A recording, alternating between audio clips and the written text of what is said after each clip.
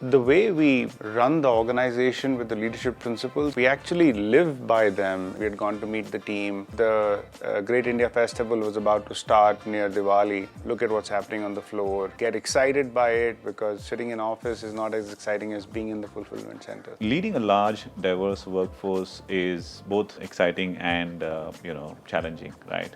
We truly believe if you want to aspire to be the Earth's best employer, you need to build an organization that is empathetic, inclusive, helps people succeed as professionals and they can bring their true self to work and succeed.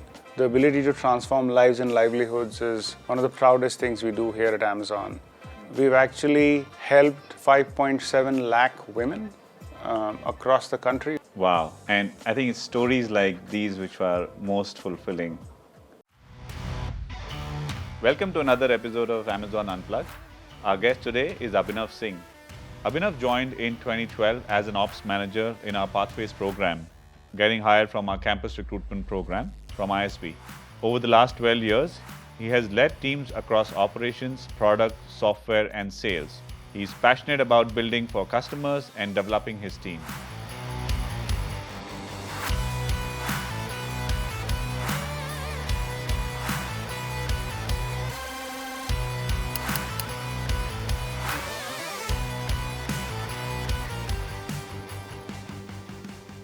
Thank you, Abhinav, for joining us today. Very welcome. It's a pleasure being here. So we'll start with getting to know a little about you and maybe go back a little in your career. So the first question that I have for you is, can you tell us about your first week at Amazon? How was it? I remember it really well. I'll track back a little. Before I joined Amazon, I used to sail on ships. I was a captain in the Merchant Navy.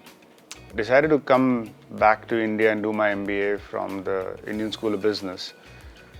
In that school, they used to teach a lot with case studies, and one of the case studies we did was on Amazon. And it had a lot about the leadership principles at Amazon, and that really attracted me to learn more. Amazon came to campus on day 0, and I got selected for the Pathways program, which is an operations leadership program.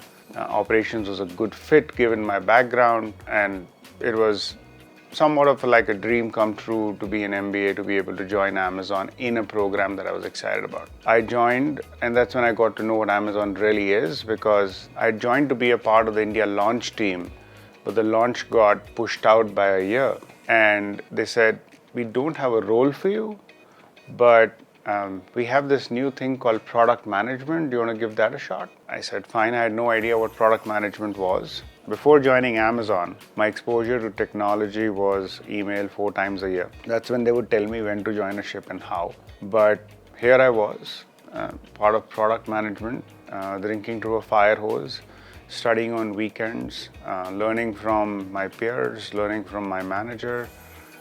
And for the first 3 years at Amazon, I actually built products and was part of a technology team. In 2015, I decided to move to the operations team, but even then I was, for the most part, building product solutions for customers and associates across the country. So for the first 5 years at Amazon, it was product, and the first 1 week was overwhelming. It was scary, but my story, not very dissimilar to a lot of people at Amazon, is truly what Amazon's all about. That if you're passionate about solving something for the customers and you have the right intent and you have the ability to demonstrate first principles thinking, the organization helps you build the skill and the organization gives you the resources to go do something. It takes me back to when I joined and my first week. I still remember, I think it was day 3. And I was in a meeting. The meeting started with something called as doc reading time. So for the next 20 minutes, it was pin drop silence, and everybody was reading the doc. And I thought that was very odd to me. Went on for 20 minutes, and then people started asking questions. And what was peculiar was people would go all the way down, even to the FAQs and to the appendix, and asking questions. And I was like, wait a minute, I didn't even read the appendix. I think the learn and be curious is one leadership principle that you always have to use at Amazon, and that's what I have also learned, saying you need to be ready to learn a new skill, a new thing every day, because you will be thrown with challenges which you've never dealt with in your previous experience. So true. That's one advantage I had because I'd never worked with PPTs in my past life.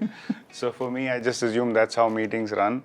But it is peculiar, and I think it drives a lot of clarity of thought. When you first join, it may seem laborious, but what you realize is it's a lot of effort to really structure your thoughts and present them in a coherent way. And through that process, your own assumptions and your decisions become sharper.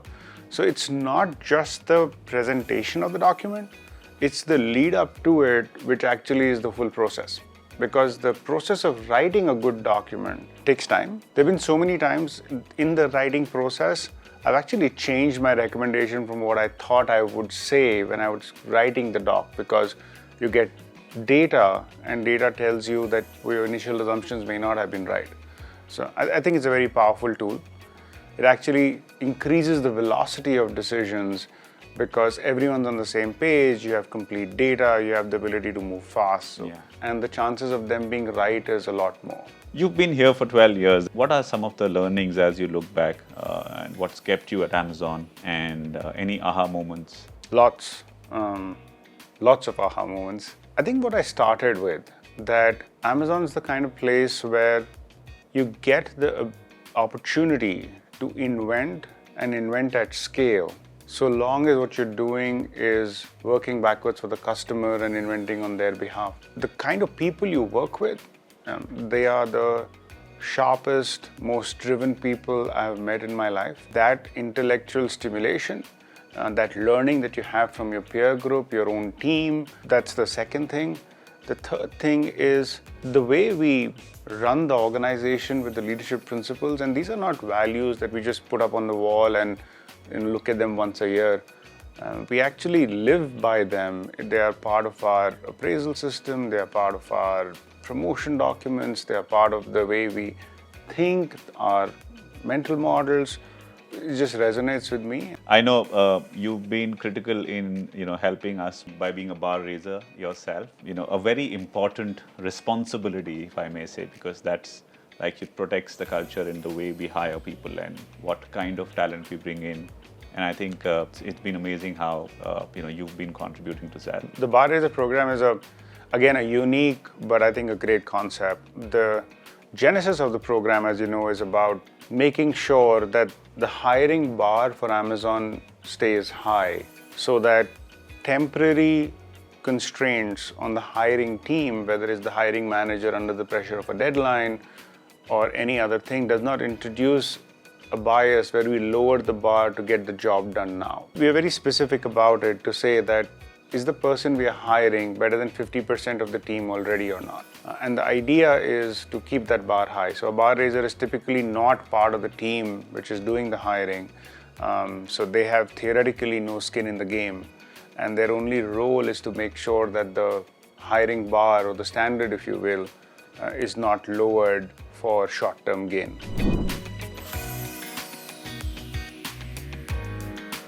So Abhinav, what makes working in field of operations really unique and challenging? I think operations at Amazon is more unique than operations anywhere else. One, it's very technology driven. Once you click buy on the Amazon.in website or on the Amazon.in app, there is a real-time computation that happens to decide which fulfillment center or seller should the order go to, and basis that, the promise is surfaced to you on the website. So unlike other companies, you will not have a situation where we make a promise that we cannot fulfill. Once you click buy on the Amazon.in website or on the Amazon.in app, of course, contingencies happen, weather contingencies and others which are beyond our control, in which case we get delayed. But that's the reason we call it a promise, and we don't say estimated delivery date. Even internally, we call it the customer promise because we treat it as such. It's a promise we've made to the customer to get there at some time. Once the order drops, and we call it an order drop. Basically, it gets assigned to the fulfillment center from where it will get fulfilled. After that, based on the pickers who are already on the path of picking customer items, the shortest path to that item, whoever the picker is the closest to it, that's how it gets assigned dynamically. Wow. The picker picks it, they look at it on all 6 sides, they scan it to say that everything's okay. It goes for packing. At packing, based on the size of the item, there is a package recommendation that happens so that the least amount of air goes in the shipment. So customers would have noticed that over the years we've been able to reduce our packaging. That's through machine learning algorithms like this, where you find the optimal package size to be able to fit that item. After that, it goes to what we call SLAM, where the label gets put on the package. Again, there is a real-time computation that happens to determine, we made a promise, can we still keep it, or we need to upgrade the way we are sending it? The label gets put and the route gets decided. From there, it moves to sortation centers across the country and then to delivery stations. Look at the scale of this network, right? And sometimes, after having seen it from the first package and the first fulfillment center, which was in Bombay, to now fulfillment centers in 16 states, 43 million cubic feet of storage, sortation centers in 19 states, 2.5 million square feet of sortation space, 2,000 delivery stations, 28,000 IF space stores. Just the sheer scale is impressive. And all of this rides on a very strong base of technology. And of course, no matter how much tech you have, you need a team of exceptionally passionate, motivated associates and leaders. And that's what's unique about our operations. If you look at from the perspective of who is behind the package, we started really focusing on making sure that we have built a truly diverse and inclusive organization. We have over 30% of our associate workforce, which is women, over almost 30% of our managerial workforce, which is women. We have 2,000 plus deaf and hearing impaired associates. We have autistic associates. We have people with physical disabilities. And all of these people work shoulder to shoulder to deliver that package. So that's what operations at Amazon is all about. And I mean, it's amazing. And I know that before joining Amazon, I wouldn't have imagined what it means, what's the journey of a package. When I joined as a recruiting leader, and I was told that for the first 1 week, I need to go and learn what happens in the operations on the field. And I was sent off to a fulfillment center, and I had to literally do everything that an associate does, from loading and unloading a truck to being a picker to packaging. And then on, I went to a sort center, and then a delivery station. I went on to do some customer deliveries. I think the whole concept was for people to understand the sheer volume and the kind of work that happens, and then what kind of policies that we are making and what's the impact on the associates as well. I can't, forget that I was in a station which is called, silent station, where people with hearing and speech impaired were working in packaging. The speed at which they were operating, I was not even 1/5. So it was just really heartening to see the back-end machinery of how it works and how human and tech comes together to kind of deliver what we deliver for our customers. We invested a lot in automation, like you said, but at the heart of it is the humans who work tirelessly day and night. And quite honestly, that what we call the Associate Experience Week, or the AEW, is designed to let people understand the people who truly create value. Don't get me wrong, but you and I are overheads. I'm hoping important overheads, but the people who really create value are the ones who are working in our fulfillment centers, sortation centers, delivery stations, and delivering packages every day. And we've had some great success stories from there. We've had people who joined us as delivery associates and today are managers. We've had people who started managing stations and are now heading up different operations functions. We lay a lot of emphasis of leaders walking the floor. I was in a fulfillment center just yesterday, and I make sure that X days a month I'm in the field and I deliver packages even now, every single month. You get to learn a lot. We call them Gembas. Gembas is a very specific term. It means the place where value is created. And to be able to go see the value being created, understand the barriers and remove those barriers for the associates, probably using technology or process, but seeing that value creation and appreciating is important. So yes, I think that's a very powerful experience which all leaders across functions have to go through. So how are we using Amazon's scale and culture of innovation to create a more sustainable place? I love that question. And we're not just using our ability to invent, we are using the power of our culture to even think big in that space. I'll give you an example.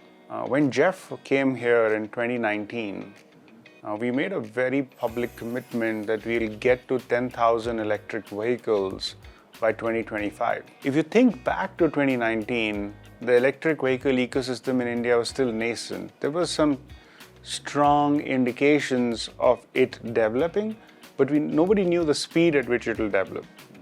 We started working with OEMs big and small, whether it was Tatas or Mahindras or startups like we have across India in many cities. And over the last 4 to 5 years, we are now well on our way to making sure that by 2025, we will have 10,000 electric vehicles in our fleet. That's just one example of building a sustainable future. We've also introduced what we call packaging-free shipments, where we try to ship the items in their own packaging if they can withstand the carriage. We also work on reducing the packaging by transporting them in more durable external containers so that they can withstand the carriage without the need of corrugate packaging on top. We've actually invented paper tapes. In 2020, we eliminated single-use plastic, and then last year, in 22 now, so 2 years back, we eliminated plastic completely. And for that, we had to do a lot of invention, not just on the plastic mailers that we used to use. We had to move to paper mailers. They had to be the right strength. So we had to test out different suppliers and build a supplier ecosystem in India. But also the tapes, because plastic does a lot of things really well. But to be able to for a paper tape to do the job equally well, it had to be a certain thickness, it had to have a certain tack. And again, we worked with local suppliers to develop that. We're doing a lot of work in water neutrality, so we have rainwater harvesting in all our facilities, we have water circulation, we have STPs which are working on using that water. For energy use, all our buildings, in fact, have solar panels, and a large percentage of their electric supply comes from the solar. We also buy solar from the grid. And we, along with AWS, have invested in renewable energy in the solar power plants in India. So across the whole spectrum of energy, building design, water, packaging, transportation, we are doing a lot to make sure that we are building a sustainable future. And all of this is in line with our 2019 climate pledge, which is very publicly stated that we as an organization globally want to get to net zero carbon by 2040, 10 years ahead of the Paris Agreement. So if I would just put it all together, it starts with a bold vision. Take the climate pledge, for instance. Then goes on to eager adoption of existing technology. Then investing in the ecosystem, which is working with OEMs locally or suppliers locally to build that ecosystem, but also using things like the Climate Pledge Fund to be able to fund startups. So we have invested in battery management startups in India. We've invested in other companies which are working in India. We've brought the Right Now Climate Fund to India.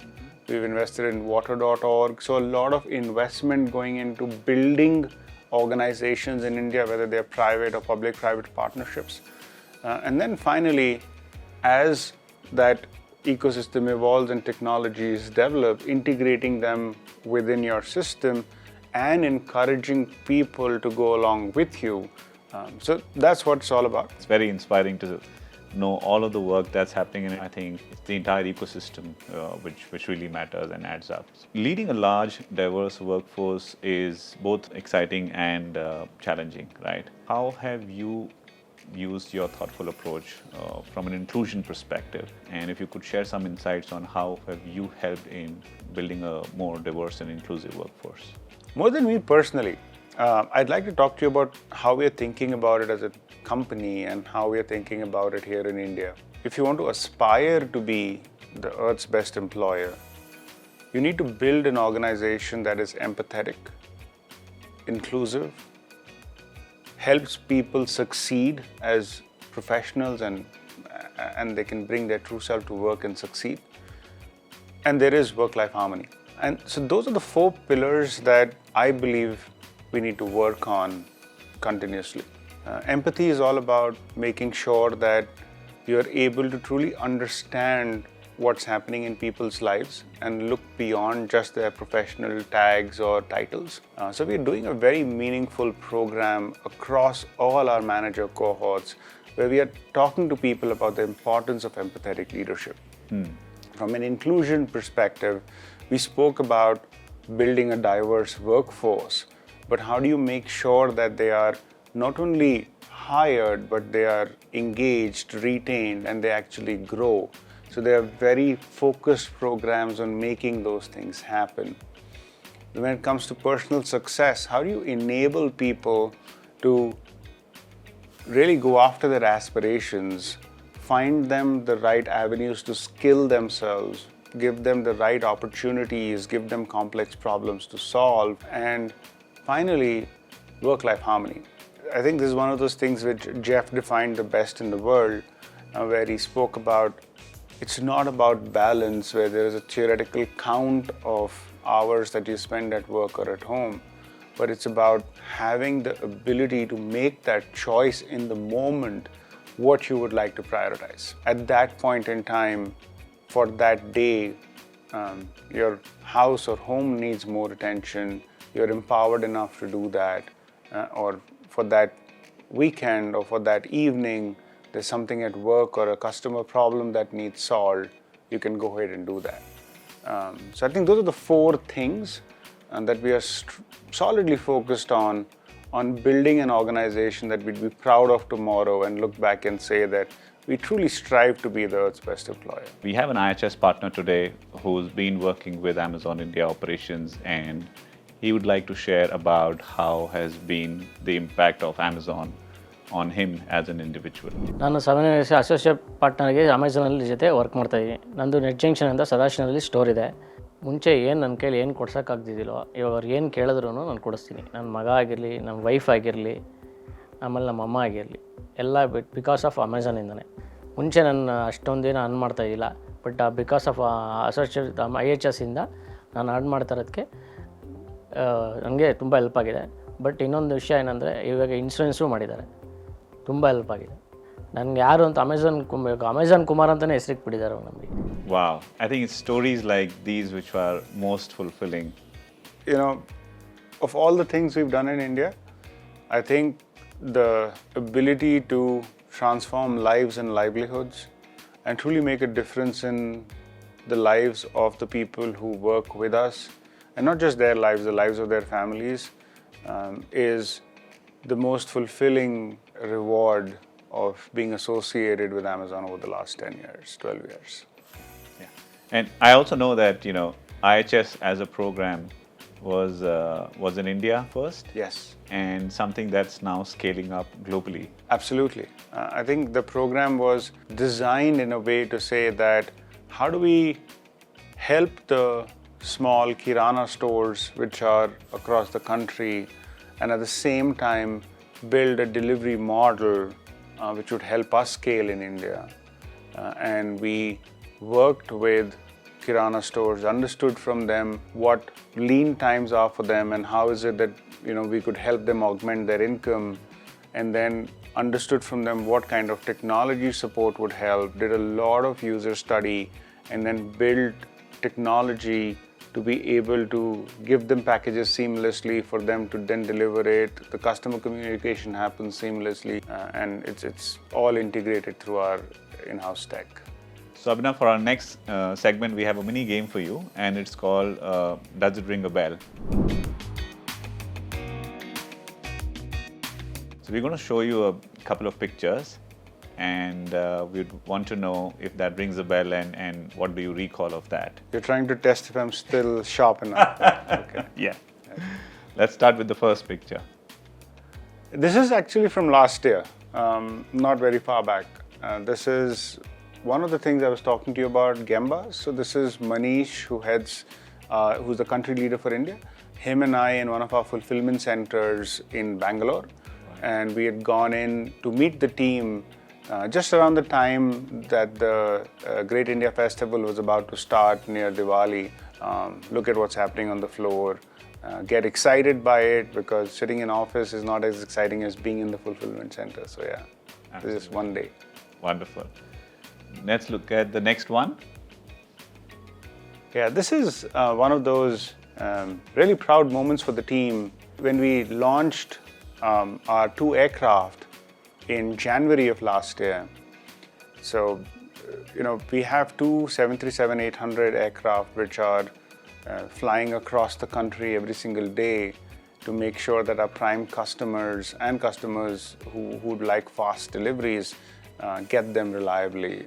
These are 2 aircrafts which are dedicated for Amazon customers. Wow.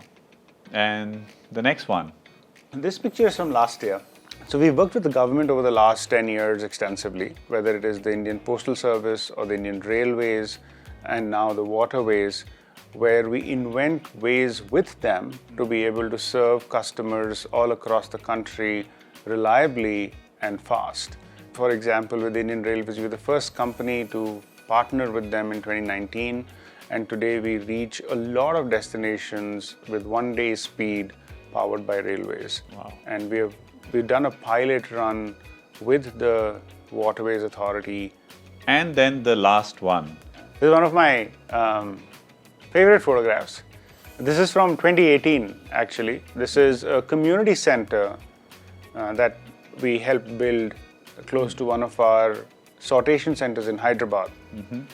And like I was saying earlier, the ability to transform lives and livelihoods is one of the proudest things we do here at Amazon. Since this picture was taken, we've actually helped 5.7 lakh women across the country over the last 6 years by initiatives like this, where they are upskilled, but also in fields of health, women hygiene, education, and other areas. Wow, wonderful. Really inspiring. Thank you. All right, we've reached the last segment now, and this one is the rapid fire round. And to help me with the rapid fire today, I have a friend, and that's Alexa. Alexa, can we have the first question? Sure. What's the most unusual task or job that has either been assigned to you or you have volunteered by yourself? The most unusual, which taught me the most, was leading the vaccination task force for India. We helped vaccinate 300,000 Amazon associates, employees, and their families. So, most unusual, but also the most meaningful thing I've ever done at Amazon. Share one leadership principle that you live by that has inspired you in your professional life. It has to be think big. It's also one of the most misunderstood principles here at Amazon. It's not just about thinking up big ideas. It's being able to execute a bold vision, working backwards from the customers and inventing for and on their behalf. It encourages you to look for solutions that help you change the trajectory and break the paradigm. So yeah, it has to be think big. What are the top 3 functional or leadership skills you have acquired over the years? As a leader, being challenged by an exceptionally talented team, being humble on most occasions, learning from them and with them, that's been a great experience. And being able to learn how to lead with empathy is another one. I think those would be my top 3. So Abhinav, before we let you go, we have a small gift from you all the way from the heartlands of Moradabad. This is from an Amazon seller who's part of the Amazon Karigar seller platform, which is called Decor Beats. Here is so much. A small hamper, and there is a personal message from the seller. Thank you for all the honest answers, and it was really nice learning a lot more about your journey at Amazon, and also how it has shaped you, and how Amazon continues to shape all of the communities around. So really good talking to you, Abhinav. Thank you so much. Thank you. It was a lot of fun.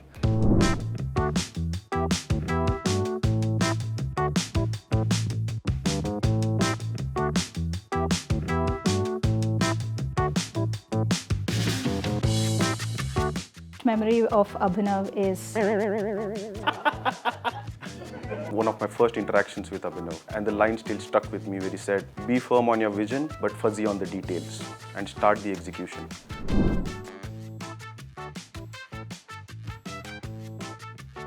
His ability to put structure around a problem that is ambiguous and unprecedented and get the team to take very precise actions to deliver good results. I do admire his 5 a.m. routine. He is an early riser, very disciplined in his approach in the morning. He's an eloquent speaker, has so much clarity of thought, and he puts it across in a very powerful way. Visionary, and one which is very, very dear to my heart and has really touched is the empowering nature of the leader. Learning, thinking, and vision are the 3 words that come to mind. Did you know that you can now listen to Amazon Unplugged podcast on Amazon Music, Apple, and Spotify?